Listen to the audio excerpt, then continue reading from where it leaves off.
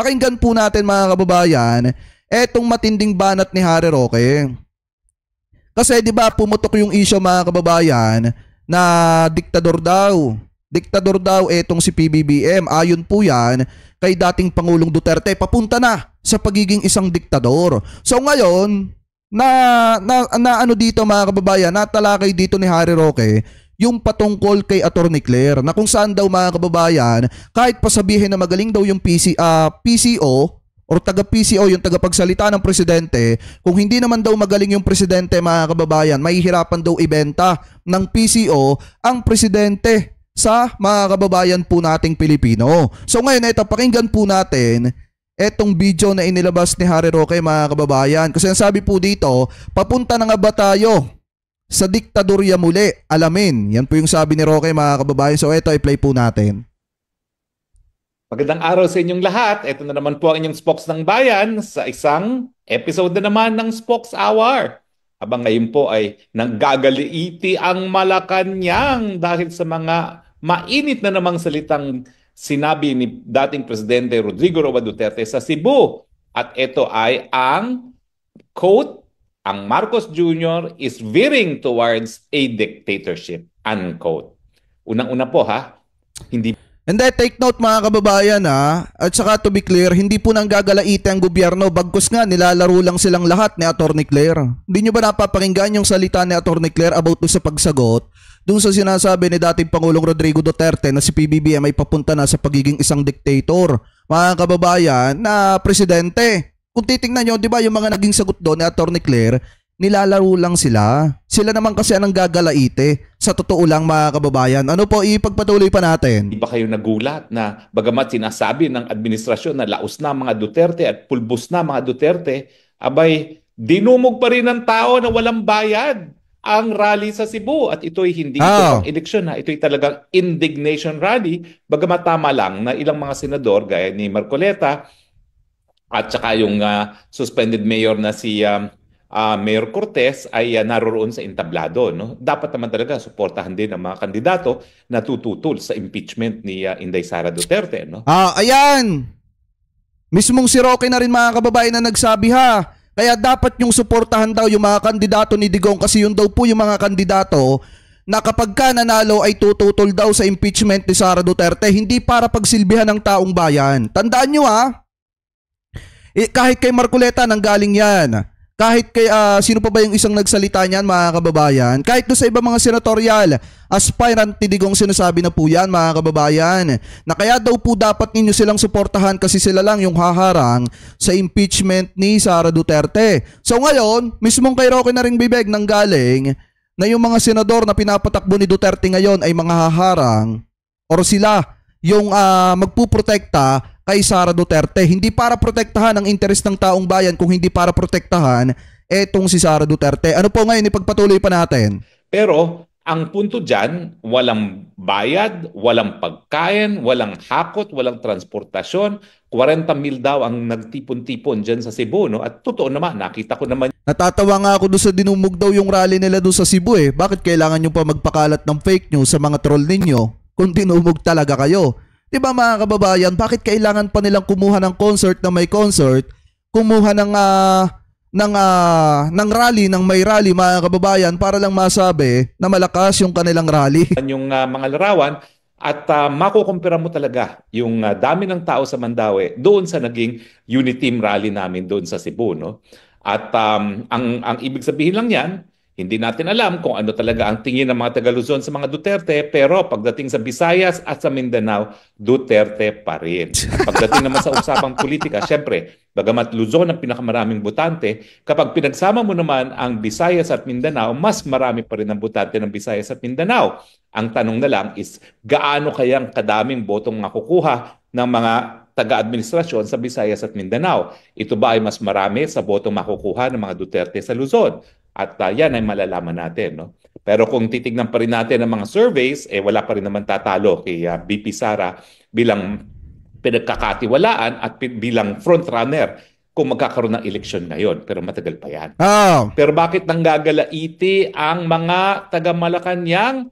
Well, dahil lang sabi nga ni Presidente Duterte, ang Marcos Jr. veering towards a dictatorship. Ano bang ibig sabihin ng veering sa Tagalog?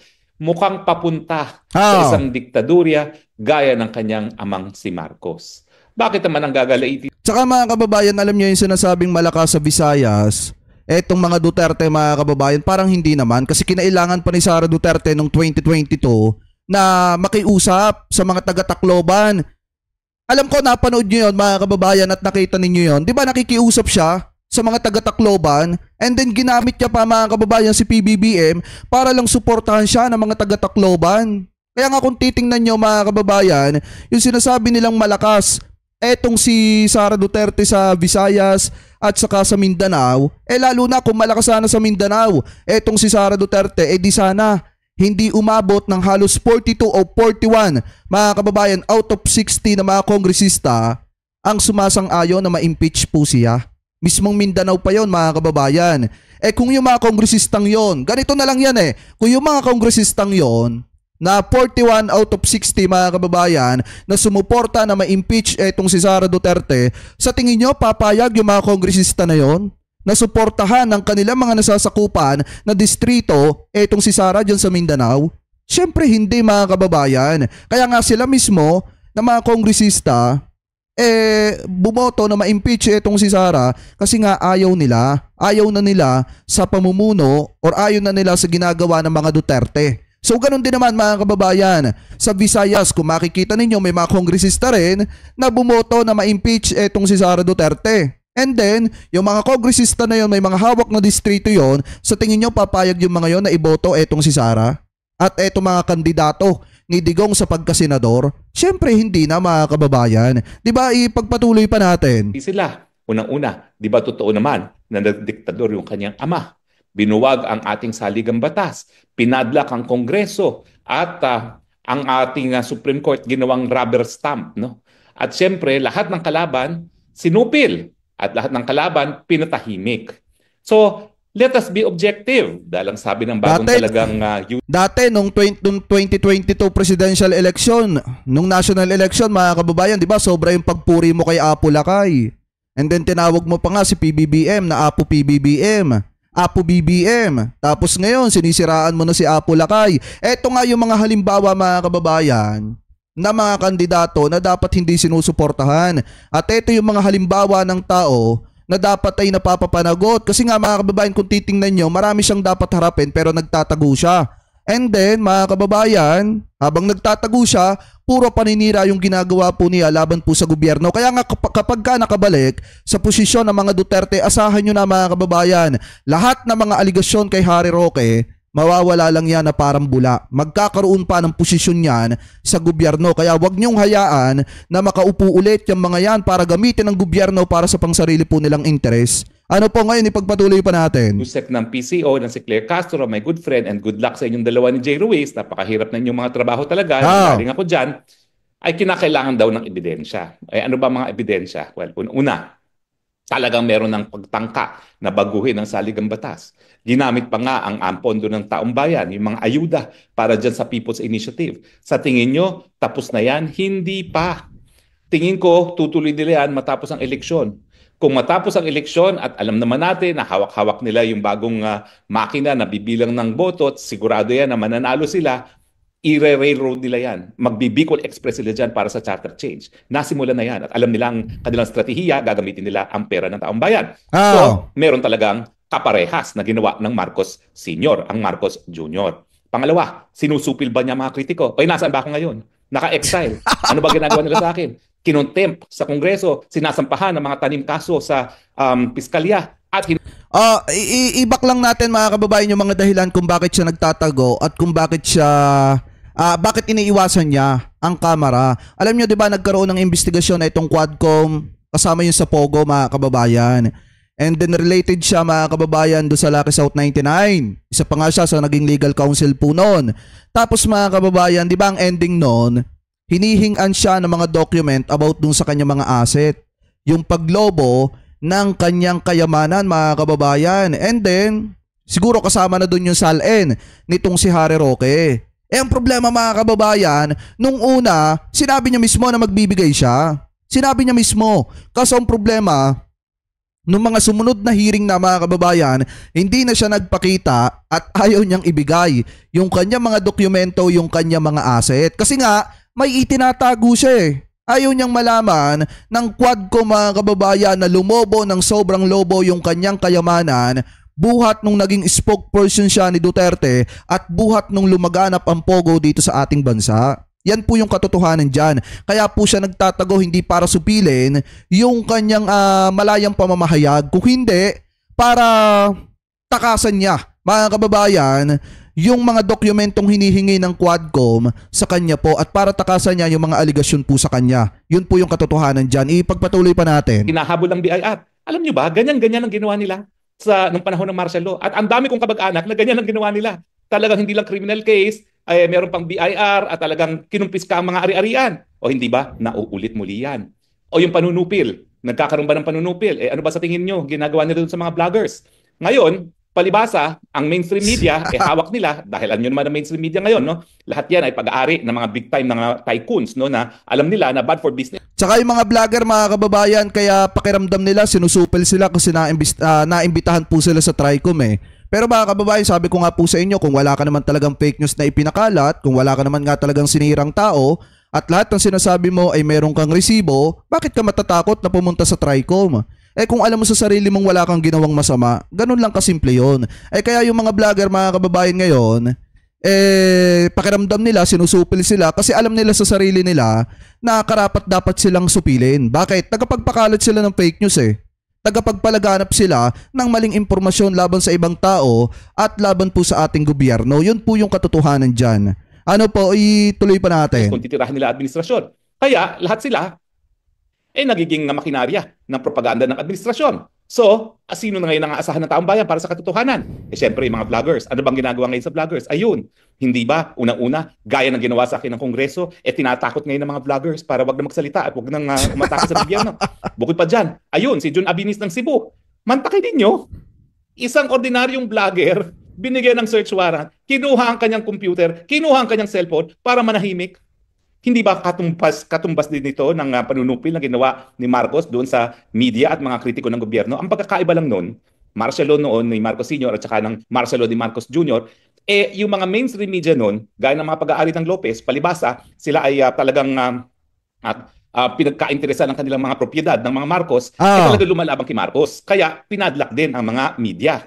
Ngayon, ayaw magpapadlak ng media, siguro dahil natatakot nga sila dun sa nangyari. So ang ginagawa nila, hallelujah na lang sila ng hallelujah, no? At makikita nyo naman, halos walang pumupula sa Marcos administration pagdating sa mainstream media. Siyempre, ang ABS-CBN na pag-aari ng Lopez, hindi yan titira ngayon kasi wala na silang prangkisa at umaasa sila na ngayong sila ay kapartner na ng Romualdez dahil diba, puro pagpuna yung ginagawa niya kay Marcos Sr., mga kababayan, kay former President Marcos Sr. Pero ano ba yung ginawa ni Duterte sa ABS-CBN?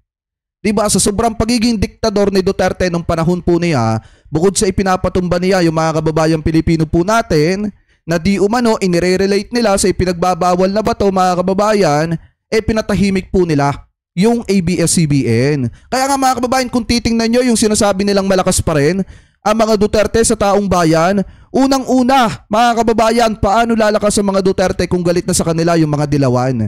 Kung galit na sa kanila yung mga pinklawan, paano palalakas sa mga Duterte kung galit na sa kanila yung mga kababayang Pilipino po natin na Marcos loyalist? So ang tanging kinakapitan na lamang po nila yung mga bulag po nilang mga taga-suporta at ang tingin kay Duterte Diyos po nila. Yun na lang ang kinakapitan nila, mga kababayan. Kaya nga kung titingnan nyo, buhat nung naipasara etong ABS-CBN, mga kababayan, sunod-sunod na ang pagbagsak ng pamilyang Duterte, mga kababayan. Kung titingnan ninyo, sunod-sunod yan yung mga aligasyon, yung mga matitinding issue na kinakaharap po ng pamilya nila. Kaya nga kung titingnan nyo rin, sinasabi ng mga kababayan Pilipino po natin na siguro karma na yung nangyayari po sa kanila ngayon. Ano po, ipagpatuloy pa natin. Nilina ng Romualdez ang kalahati ng ABS-CBN, ayun, siyempre, alam mo na kung ano magiging inclination ng ABS-CBN. At hindi nga ako nagtataka ng bagong PCO Secretary, si Jay Ruiz, ay galing mismo sa ABS-CBN. So talagang wala na. Pero ang punto dyan, pagdating sa panunupil ng malay pananalita, narariyan din ang ganyang mga pangyayari sa panahon ni Marcos Jr. O ano pa ba? Well, ang hukuman, ang pinagdadasal ko, independyente pa rin.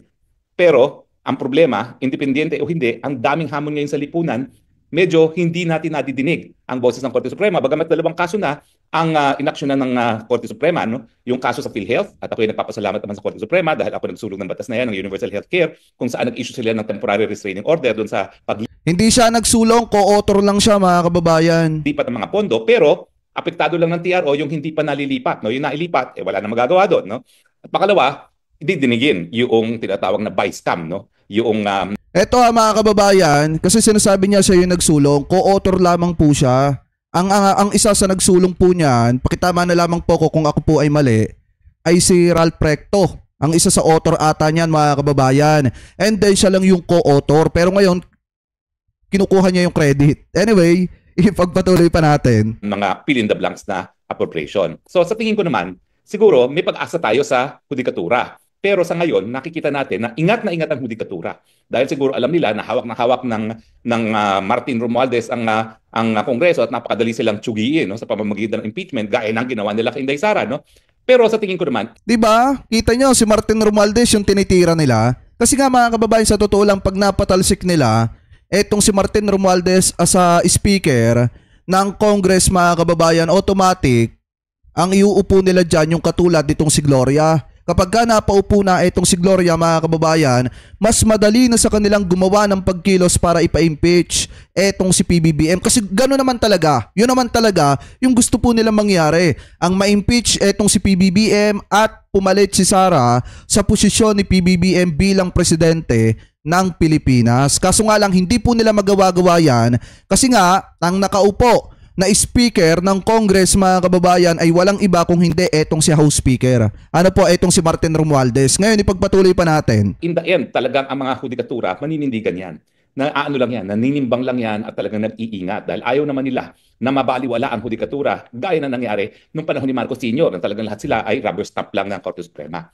At sa tingin ko, mahihirapan din na maging rubber stamp ang Korte Suprema dahil unang-una, di naman si Marcos Jr. nag-appoint sa karamihan sa kanila. No? At pangalawa, napakalakas na ng kapangyarihan ng hudikatura. Sa panahon kasi ni Marcos, walang jurisdiksyon ang ating Korte Suprema para baliwalain yung mga tinatawag na political issues, yung mga bagay-bagay na tanging presidente lang daw ang magdedesisyon. Pero mula nung tayo nagsampa ng kaso ng laban sa impeachment ni Hilarion Davide, kinilala ng ating Korte Suprema na sang-ayon sa ating 1987 Constitution, ang isa sa pinakamalaking pagbabago ay kapag meron talagang aligasyon na nagkaroon ng grave abuse of discretion resulting in lack of or in excess of jurisdiction, katungkulan ngayon ng hudikatura na magdesisyon kung nalabag ang saligang batas.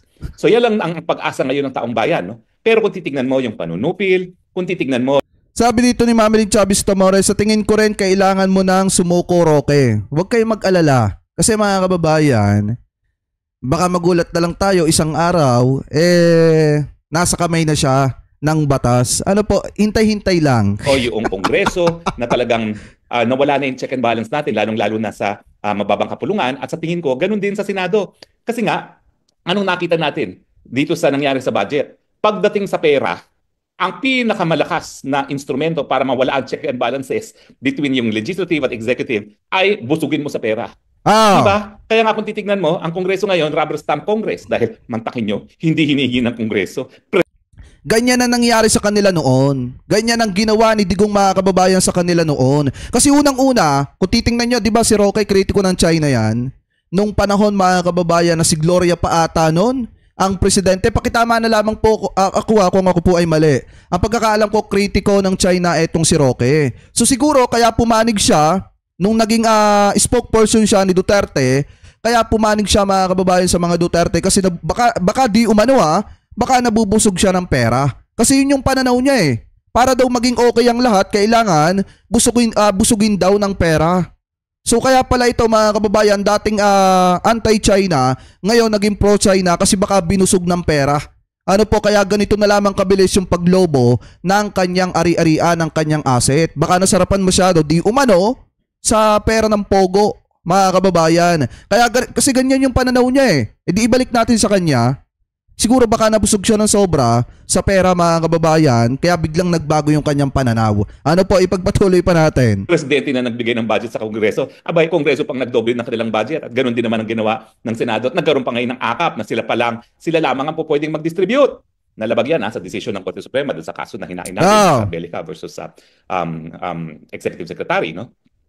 So nakikita natin na papunta sa diktadura. Tandaan ninyo, ang sinabi naman ni Presidente Duterte, veering towards, papunta. Hindi pa kompleto kasi mukhang may pag-asa pa tayo sa hudikatura. Pero pag nawala na yung pag-asa natin sa hudikatura, kompletong diktadurya na. Now, bakit naman hindi magkakaroon ng conclusion na papunta tayo sa diktadurya? Well, una-una, hindi ba anak siya ng diktador? Ako, nung ako'y nabudol, ang sagot ko kapag ako'y binibira na dati ako talaga tingnan nyo kung paano nyo soplahin yung kanyang sarili. Tay Marcos at bakit ako tumakbo kasama ni Marcos Jr. Ang sabi ko, kasalanan ng ama, hindi kasalanan ng anak. Mali pala ako talaga, no? Dahil mukhang genetic.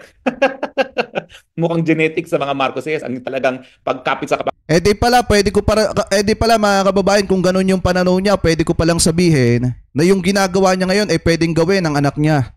Pwede ko palang sabihin na ganun. Kasi ganun yung pagtingin niya, mga kababayan Na, kung yung kasalanan ng ama, pwede maging kasalanan ng anak. At yung gawain ng ama, pwede maging gawain ng anak. Ganun kasi yung pananaw niya, mga kababayan. Ang problema kasi dyan, siya na nga mismo ang nagtatanggol kay PBBM noon. Tapos sinasabi niya na malabo na maging diktador itong si PBBM kasi hindi pwedeng manahin ng anak ang kasalanan ng ama. At hindi pwedeng gawin ng anak kung ano yung ginagawa ng ama. Tapos ngayon, mga kababayan, na siya ay nahaharap sa mga matitinding aligasyon kung ano-ano na yung ibinabato niya laban po sa ating presidente. Di ba, mga kababayan? So ngayon, ipagpatuloy pa natin. Pangyarihan by all means, no?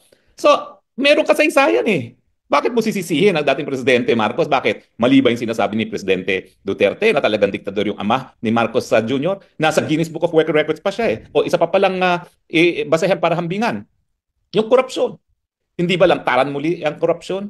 Hindi lang korupsyon na labag sa graft and corruption, kundi korupsyon na ginagawa nilang institutionalized. Parang mas matindi pa ngayon kasi ngayon, legal yung korupsyon na nangyayari pagdating sa pangtao ng budget ng Pilipinas. Dati, ang korupsyon pagnanakaw. Ngayon, ang korupsyon, gagamitin nila ang Kongreso para makuha nila yung kaban ng taong bayan. At yan nga ang nangyari sa 2025 budget. So mas malala dahil ito, institutional corruption. Tinanggap na natin na kabahagi ng sistema ang korupsyon.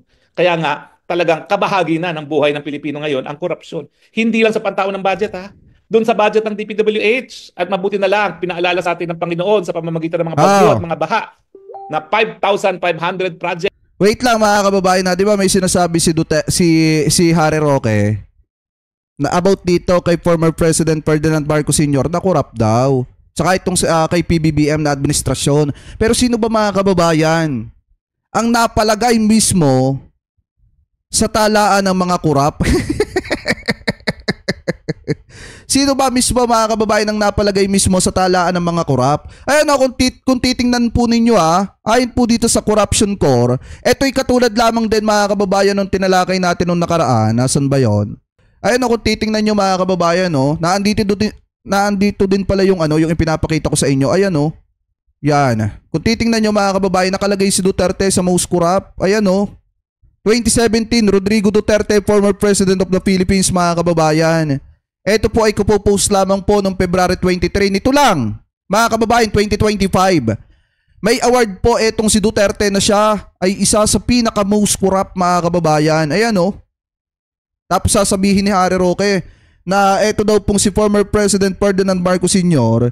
Corrupt daw, mga kababayan, at ito daw si PBBM.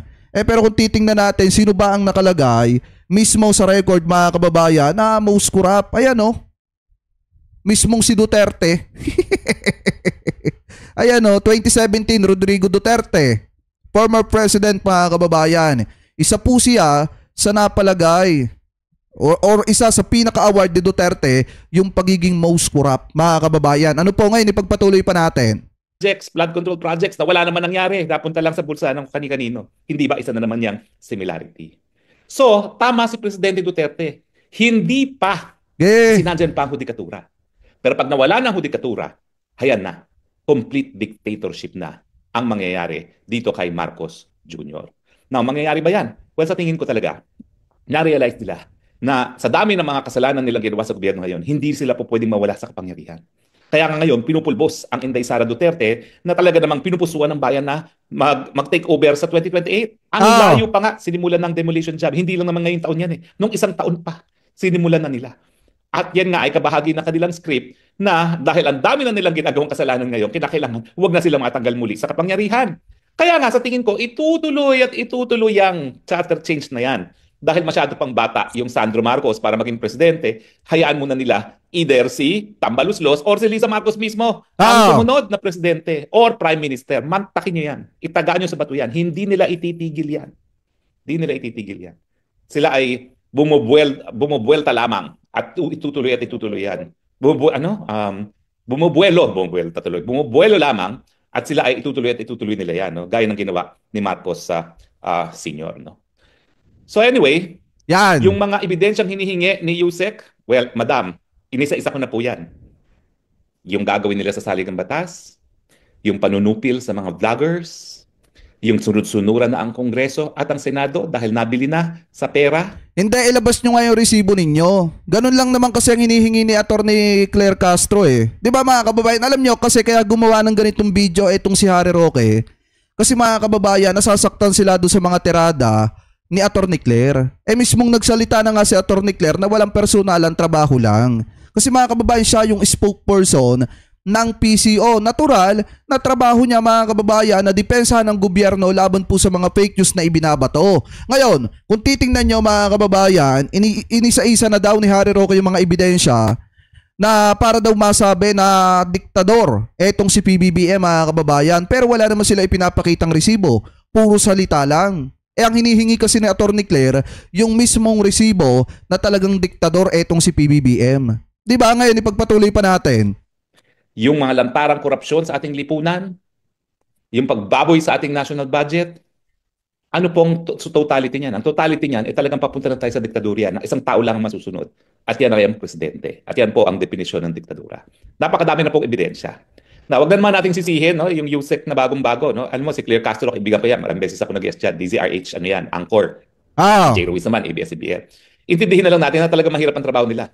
Galing din ako dyan. Pero mas madali ang trabaho ko. Bakit? Kasi yung aking naging amo, unang-una, alam ang batas, abogado. So, madali sagutin ang mga tanong na legal, no, dahil alam naman ni Presidente ginagawa niya. Pangalawa, walang bahid ng korupsyon. In fact, magang-maaga pa rin ang mga tinibak niya sa pwesto, yung mga pinakamalalapit sa kanya sa kampanya, di ba? Naalala niyo yun, yung DILG Secretary at saka yung National Irrigation Authority Administrator, si Bax. Kita niya mga kababayan ha, ang mga sinibak daw ni Duterte yung mga malalapit sa kanya sa kampanya nung panahon ng 2016 mga kababayan. Kung titingnan nyo, di ba yung mga sinibak din naman ni PBBM, mga malalapit din naman sa kanya sa kampanya. At yun pa nga mga kababayan, yung isa pa nga sa nahaharap ngayon sa matinding aligasyon, di ba yung nahaharap sa impeachment. Di ba malapit din kay PBBM yon kasi naging running mate niya nung panahon ng 2022 presidential election mga kababayan. At ang isa pa dito, yung sinasabi niya na magaan lang daw yung trabaho niya, na idepensa si Duterte nung panahon na yun, parang hindi naman. Kasi mga kababayan, di ba ilang beses kasi si Duterte na gumagawa ng mga dumi mga kababayan na nahihirapang linisin nitong si Harry Roque at saka nitong si Panelo. Alam niyo kung maalwan yung trabaho niya, di sana hindi ka na tinutulungan ni Panelo na linisin yung kalat ni Duterte nung panahon na kayo ang nasa kapangyarihan. Anong ginagawa ni Panelo? Tinutulungan ka kasi siguro nakikita ni Panelo na nahihirapan kang linisin ang kalat ni Duterte, lalo na mga kababayan nung panahon na nagkikwento si Duterte kung paano niya inaano yung katulong. Di ba mga kababayan? Kung paano niya minumolestya di umano yung katulong mga kababayan, and then yung nagkikwento etong si Duterte na umamin siyang kurap mga kababayan at magnanakaw at marami siyang ninakaw pero naubos na lang. Di ba doon pa lang nahihirapan na sila na idepensa etong si Digong. Kaya nga kung titingnan nyo mga kababayan yung sinasabi niya na madali ang trabaho niyang spokesperson ng panahon na yon, hindi, nahirapan siya ng sobra kasi kinakailangan pa siyang tulungan ni Panelo para lang depensahan si Duterte. Ano po, ipagpatuloy pa natin. Sibak-sibak yan at ang dami mga nasibak na mga napakalalapit sa kanya, wala siyang pakialam. Yung pag meron kang whiff of corruption, tanggal ka na. Ang mahirap lang sa akin nung panahon po dahil nga mapakaingay ng mga dilawan. Di ba? Dahil sila nahirapan ka.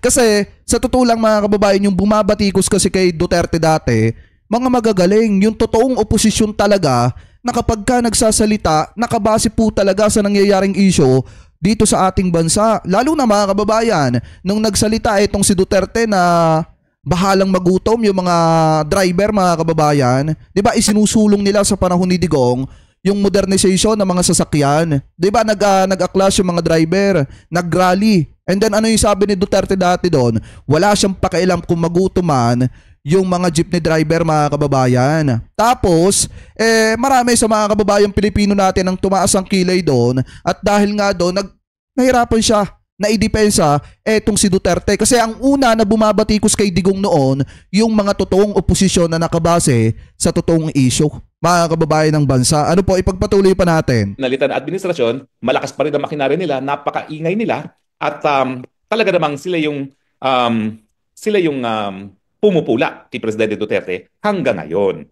So anyway, ang problema naman nitong mga bagong PCO at pangatlong PCO na nga ito, talagang mahirap ang trabaho nila. Kasi una, hindi sila tagapagsalita. Ibig sabihin, hindi mo alam kung ikaw ay reporter kung sino talaga ang pupuntahan mo para sa kasagutan sa mga tanong mo tungkol kay Presidente. Ang gusto kasi ni Presidente, siya na ang magiging spokesperson ng sarili niya. Pero at the same time, yung huling humarap siya sa media, isang beses lang siya, isang buwan na harap sa media. Pero pwede ba naman yun? 30 days in a month, isang beses mo lang maiengkwentro ang Presidente. Pangalawa, hindi abogado.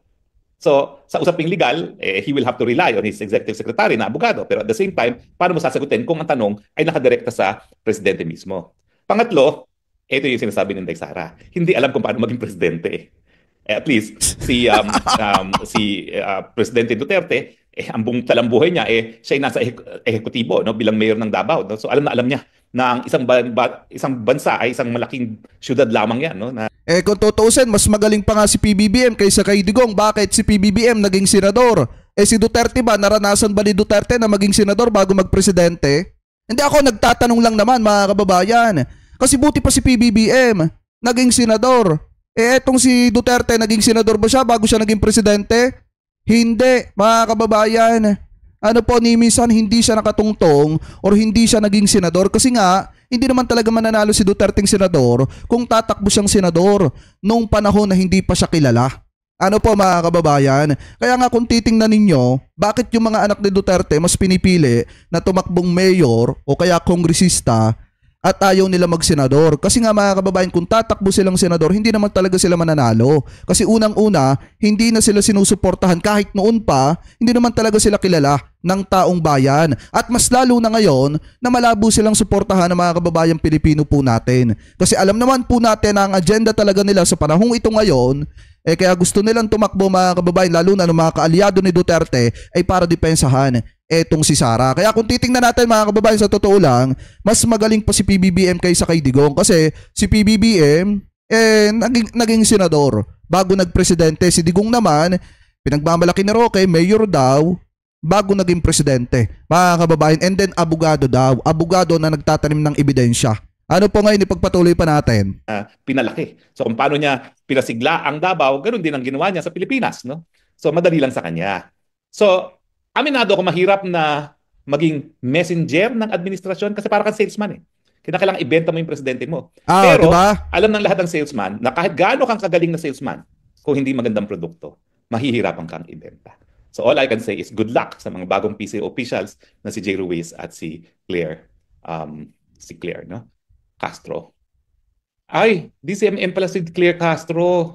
Sorry, kasi may isa pang abogada rin na Claire din si Attorney Claire. Hindi ko alam kung anyway, i-research ko kung pareho sila. Pero si Claire Castro, yan nga pala yung kasama. Ay, nandito ba si Maxi? Ay, Maxi, mega love shoutout Comment ka ako, nandito ka. Ni De Campanilla, ni Danny Concepcion sa De Campanilla. Pero ang alam ko, parang lumipat din siya sa DZRH. Anyway, titignan ko kung pareho nga sila. Pero meron kasing Attorney Claire din sa DZRH. Anyway, cut na natin dito, mga kababayan. So yun yung pananaw ni Harry Roque, mahirap daw ibenta. Kahit daw gaano kagaling nung nasa PCO, basta mahirap daw ibenta yung presidente, mahirap yung trabaho ng PCO. Pero kung titingnan natin, mga kababayan, kay Attorney Claire, very easy nga lang ngayon. Kasi unang-una, magaling sumagot itong si Attorney Claire sa mga katanungan ng mga media sa kanya, mga kababayan. Unlike sa panahon ni Harry Roque na nakikita ni Duterte na nahihirapan siya kaya pinatutulungan dito po kay Panelo. Pero mga kababayan, ang bottom line dito, kung talagang hindi corrupt itong si Duterte, bakit napalagay siya, mga kababayan, sa talaan ng pinaka-corrupt na tao sa buong mundo? Ayan kung talagang hindi corrupt si Duterte, bakit napalagay siya sa talaan ng pinaka-corrupt na tao or pinakakurap na politiko sa kasaysayan ng buong mundo. Mga kababayan, ano po kung talagang hindi kurap? Si Duterte, mga kababayan, ikaw ba naman lantarang kang umamin na marami kang ninakaw pero ubus na nga lang. Tapos ngayon, sasabihin ng mga kaalyado ni Digong na hindi naman daw kurap etong si Duterte. So kayo, mga kababayan, ano po ang komento po ninyo? Hingil po dito sa mga topic po na ito na tinalakay po natin.